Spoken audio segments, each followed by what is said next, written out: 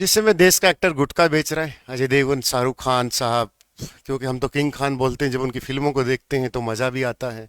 अक्षय कुमार को देखते हैं तो बोलते हैं खिलाड़ियों का खिलाड़ी है, मजा भी आता है। वो गुटखा बेचते हैं तो शायद युवा पीढ़ी को बहुत अच्छा मैसेज भी जा रहा होगा, है ना, कि सभी गुटखा खाओ, कैंसर को अपना वो बना हुआ है ना। फिर एक युवा क्रिकेटर, अपने महान क्रिकेटर जिनको हम देखकर सारा दिन सारा अपना समय गवाते हैं, वो सट्टा खेलना सिखाता है। और जब कोई शिक्षक बोलता है कि भाई पढ़ लो पढ़ लो, जिसका बेस नहीं है कोर्स ले लो, तो उनको बोलते हैं कि एक लाइन है, दुकानदारी चला रहे हैं। तो इस पर एक बहस, एक विषय हुआ बहस का, कि सब अपनी दुकानदारी करते हैं, इनका भी काम है। काम तो फिर वैश्या का भी है, उसको गलत क्यों ठहराते हो? काम तो फिर दारू बेचने वाले का भी है, उसका भी काम है बेचारे को, उसको गलत क्यों ठहरा रहे हो? फिर किसी कोई गुंडा मवाली है, उसका भी काम है मर्डर करना, चोट मारना, वो भी अपना काम धंधा करता है। काम इनका ये नहीं कि गुटखा बेच रहे हैं। क्या गुटखा ना बेचने से इनका घर नहीं चलेगा? क्या एक क्रिकेटर आईपीएल की टीम जब सट्टाबाजी में जब ये बताएगा कि ड्रीम इलेवन ना बनाओ, क्या उसके घर का काम नहीं चलेगा? काम चलेगा।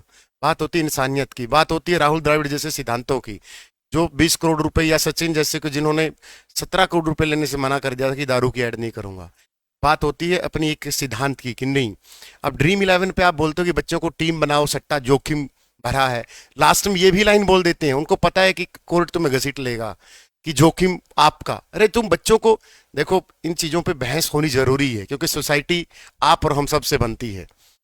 कोई शाहरुख खान की पत्नी ने बोला था कि ये देश रहने लायक नहीं, यूएनओ तक आवाज गई थी, क्योंकि ये बहुत बड़े इन्फ्लुएंसर हैं। ये कोई छोटी हस्ती नहीं है। कहीं सोच लो कि हम क्या मानते किंग खान को, तुम्हारे मानने ना मानने से कोई नहीं होगा।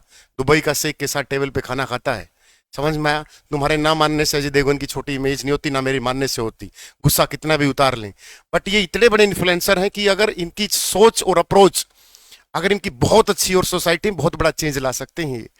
बट करते क्या ये अब इनको हरामखोर बोलूं तो इनकी भी बेइज्जती है, और फिर मेरी भी बेइज्जती है, क्योंकि मैं अपने शब्द वापस लेता हूं।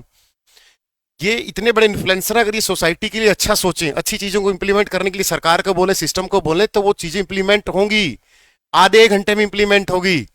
शाहरुख खान की पत्नी का आधे घंटे में बयान अगले दिन यूएनओ में बोलना पड़ा था, यूएनओ को, यूएनओ के जो सदस्य थे, कि भारत में ऐसा ऐसा बयान आया है। तो कोई क्रिकेटर कुछ भी बोलता है तो उसकी आवाज सारे विश्व में जाती है, सारे भारत में जाती है। और आप बोलते हो कि इनका काम ये थोड़ा है।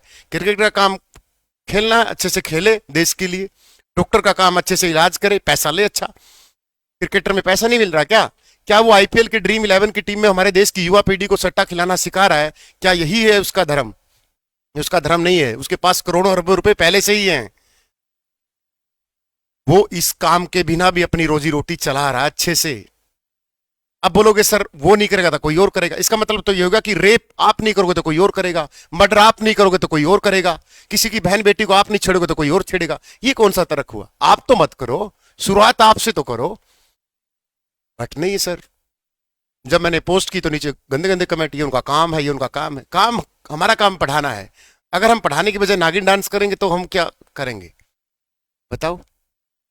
तो किसी भी चीज को पॉजिटिव ले लिया करो। हमारे देश के बहुत बड़े इन्फ्लुएंसर हैं हमारे, हम इनको हीरो मानते हैं अपना। हम राम प्रसाद बिस्मिल की जिमनी पढ़ते हैं तो अपने आप में देखते, अपने आप की रगों में जो खून दौड़ता है उसमें देखते हैं कि काश हम उस समय के दौर में रहा होते, काश हम भगत सिंह को देख रहे होते, काश हम, हमारा जन्म उस दौर में होता कि हम चंद्रशेखर आजाद, भगत सिंह, चंद्र जैसे विरले लोगों के पास रह के थोड़ा अंश देश के लिए दे जाते। लेकिन नहीं, देख नहीं पाते हम, क्योंकि हम तो 21वीं सदी में पैदा हुए हैं। बट 21वीं सदी में पैदा होने का यह मतलब नहीं कि हम देश के लिए कुछ कर नहीं सकते। जिसको जो काम मिला है वो तहे दिल ईमानदारी से करे, वो देशभक्त है। एक डॉक्टर अच्छे से इलाज करे, एक इंजीनियर अच्छे से पुल बनाए, अपना वेतन ले, एक क्रिकेटर अच्छे से देश के लिए खेले, खूब पैसा कमाए, एक एक्टर खूब एक्टिंग करे, खूब पैसा कमाए, अपना शोहरत कमाए, नाम कमाए, क्योंकि उसका अब उसने सेक्रीफाई किया है अपने आप को, अपने जीवन को। इसमें कोई दोहराई नहीं है कि सब अपने लिए जीते हैं।